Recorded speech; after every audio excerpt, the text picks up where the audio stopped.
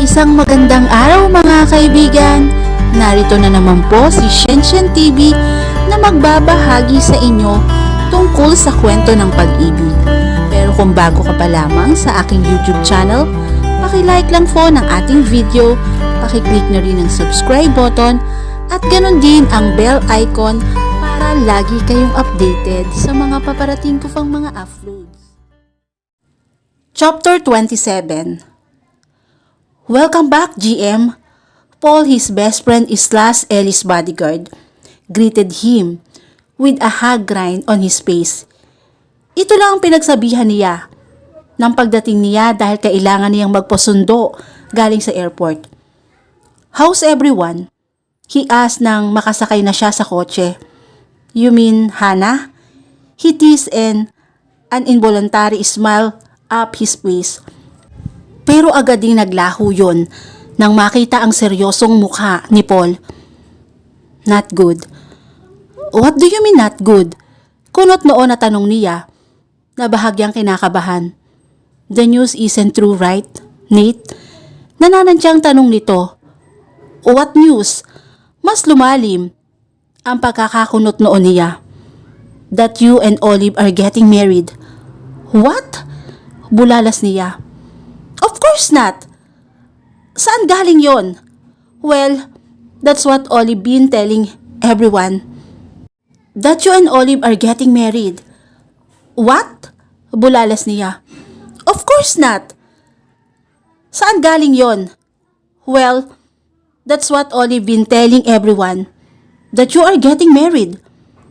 There were pictures of you and Olive circulating online. That you are together in Macau. And you are having sweet time together. He pulled over and took his phone out. Look at this. Kinuha niya ang cellphone nito at doon niya nakita yung mga pictures na tinutukoy nito. Gumapang ang galit sa dibdib niya.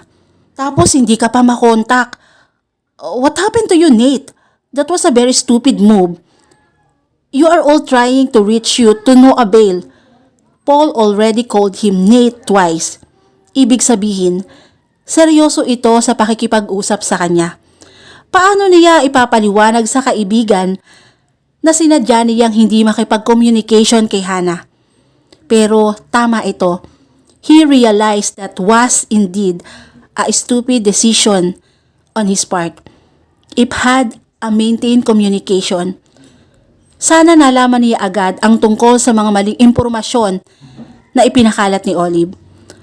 Masyado siyang nag-focus sa trabaho and he let his assistant took care of his call and emails. Wala itong nabanggit na may mga personal calls siyang dumating. Is Hannah in the house? Yes. Good. Hurry. Sure. He was gritting his teeth throughout the drive. Si Olive, naisahan siya nito. Kung paano nito nalaman ang biyahe niya sa Macau, pati ang saktong seat niya sa eroplano. He swore he will do everything to find out whom she worked with. Sigurado siya na parte pa rin ang plano nito, ang pakiusap nito sa kanya kanina. He was gullible. How could he not think of it? Kapag nilayuan siya ulit ni Hannah dahil sa ginawa nito, isusumpa niya na may paglalagyan na ito. Hannah, pilit niyang kinakalma ang sarili kahit kanina pa siya kumakatok sa pintuan ng silid ng dalaga. Hannah, pinihit niya ang doorknob at napagtantong bukasyon. Rushing in, Nate didn't find Hannah inside her room. Sunod niyang pinuntahan ang silid ni Ellie. Baka naman kasi doon ito natulog. Malalim na rin kasi ang gabi, but it was just the sleeping Alicia inside his daughter's room. Worry started creeping him in. He ordered everyone up on their slumber to search the house for Hannah whereabouts. I couldn't believe nobody saw her. Liv, he was pissed upon learning from the CCTV footage that Hannah left an hour ago. Ano ba ang ginagawa ng mga security guard niya? Sleeping while on duty. It was already the second time na nalulusutan nito ang mga gwardya. This was already serious. Maybe he would reconsider his security facility and perhaps fire lazy personnel. He was mad at the same time he was worried sick. Where could Hannah be at the moment? "I'm going to find her," said Fall. "I'm coming with you." "Cool. Let's go." "What's the name of Hannah's friend?" "The mother of Ellie's classmate," he asked habang kinakapa sa memorya ang pangalan ng nag-iisang kaibigan ni Hannah na kilala niya. "Leia?" Fall answered. "Do you know her number?" "No, but I know where she's live." "Good. Let's go to her house." Alam niyang alanganin na ang oras pero wala siyang pakialam. Naka-off ang phone ni Hannah at wala na siyang maisip na ibang paraan para mahanap ito. He hoped Leo would understand. He already met her and she seemed nice.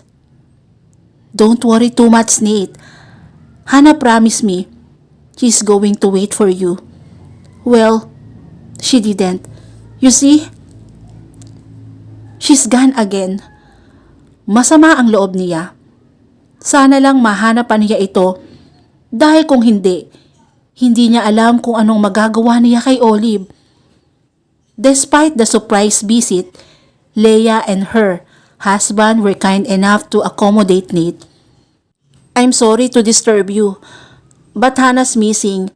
I'm hoping she told you where she went." It wasn't him to ask for another help, but he was desperate. He needed to find Hannah. Hindi na siya makapaghihintay ng bukas. "We're sorry, Mr. Sarmiento. Hannah didn't tell us, but if it would help," Caleb said and pulled a card from his wallet. "It's the address of the townhouse na pinahiram namin kay Hannah. We are not sure if she's there, but please, if you have any news, could you kindly inform us?" Worried na sabi naman ni Leia. "Of course. Thank you." He took the spare key that the couple gave him. The place wasn't too far, considering the lot of the night. Madali nilang natunton ang subdivision na kinaroroonan ng townhouse ni Leia. "I think she's inside," Fall said, na mapansing may ilaw sa loob. "Calm down now, Nate. She's safe." He smiled. "Thanks, Paul." Tinapik niya sa balikat ng kaibigan bago bumaba ng kotse. He knocked 4 times but there was no response. So, he proceeded to use the spare key.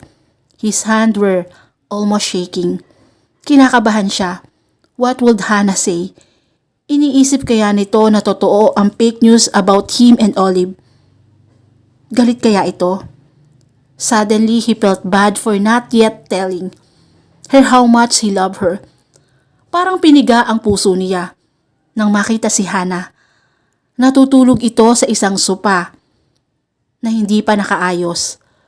Actually, wala pang kaayos-ayos ang loob. Parang mula sa apartment nito ay tinambak lang muna ang mga yun doon tapos iniwanan na. He knelt beside her. She was sleeping on her right side and there were traces of dried tears on her cheeks. She had been crying. Nate felt his heart ache. Did he cause her to cry? "Hannah," he whispered while gently touching her face. "I'm sorry." "Nate?" She stirred but she didn't open her eyes. Napangiti siya. He doubted it. If she knew he was beside her. Hannah, she was dreaming of Nate. He was beside her, smiling while looking at her with this lovely pair of eyes. "Nate?" anas niya. She missed him so much. It hurts to only see him in her dream while he was with Olive physically. He made her feel he loved her, only to leave her broken like this. She felt fresh tears escaping her eyes. Hannah, please don't cry, Nate whispered. I love you, Nate, she confessed. Well, it didn't matter. Nate won't really know. It just felt good that she was able to tell him even if she can have him for real. Please, choose me. I love you too, Hannah. He smiled sweetly, and her while his hand moved to dry her tears. I already choose you, and I keep choosing you, over and over again. Really? She smiled back. Really? He bent and kissed her lips. I love you, Hannah. She smiled in between the kisses. It felt so real. She could actually feel Nate, lips moving against her own. They parted and she cupped his face with her both hand while looking at him lovingly. This was the kind of dream she wouldn't want to end. It's so good to hold him. Why so handsome, Nathaniel Sarmiento? She smiled a little. I miss you so much, you know. Your eyes. She traced his brow with her thumb. Your nose. Your lips. You are just too perfect, Nate. But you know what? Lumunok siya to fight back her tears. Even if you be like and agree, I would still love you. I will love every inch of your imperfection because how you look is not what I love about you. It's not even your wealth. You can be as poor as a beggar and wouldn't care. It's the person inside you, Nate. She put an index finger atop his chest, the kind, sweet and loving you. Well, hinuli nito ang kamay niya at ininikit lalo yon sa kanyang dibdib. Rest assured that this heart of mine only beat for you. This is the best dream I've ever had, Nate. Please, don't wake me up. Just yet. Mahigpit siyang yumakap sa binata. Hey! Natatawang saad nito na agad kumala sa yakap niya. Listen to me, Hannah. He smiled affectionately at her before cupping her face. I'm here. What? You don't like my hug? Kunot noon niyang tanong. No, Nate. Couldn't help but smile. Hannah thinks she was dreaming. I love it. Oh, good. Because all I wanna do now is hug you and never let you go. Never let you go back to Olive. Pain flashed in her eyes, and even in her half-awake state, he could see that she was hurting. I love you so much, Nate. I wish I told you how much you mean to me before you went to Macau. Sana sumama na lamang ako. If only I knew that you are not going to come back to me. I would have never let you live without me. Hannah, masuyo niyang hinaplos ang pisngi nito. Gusto niya itong gisingin ng todo para natutuwa pa siya sa mga sinasabi nito. This is Hannah drunk version. Umami ng feelings kahit hindi lasing. I'm already here and I am not leaving you again. Do you mean that? Matamlay ang ngiti nito and he wanted so badly to wipe that sadness of her face with an in-blowing kiss. But he knew she was too tired for such. She had been crying and he hated it to know that he caused her to be like that. Yes, Hannah. For now, he'd settled with a kiss on her forehead as she slowly drifted back to sleep. He stayed watching her. His heart was about to burst with so much love he was feeling for Hannah. He bent again to kiss her cheeks bago sumubsob na lang sa tabi nito para matulog. Alam niyang mapapagod siya sa posisyon niyang yon, but he was too tired from coming from Macau straight to finding out Hannah whereabout. But he wasn't going to complain about it. If he wanted to rest, sleeping beside Hannah was the best rest he could ever have. I love you. Don't run away again, he whispered as he heard his car being driven away by Paul with a text message he didn't bother to read. Off to work. I can sleep. See you tomorrow, lover boy. At dito na po nagtatapos ang chapter 27 ng aking istorya. Muli po, maraming salamat po. And God bless all.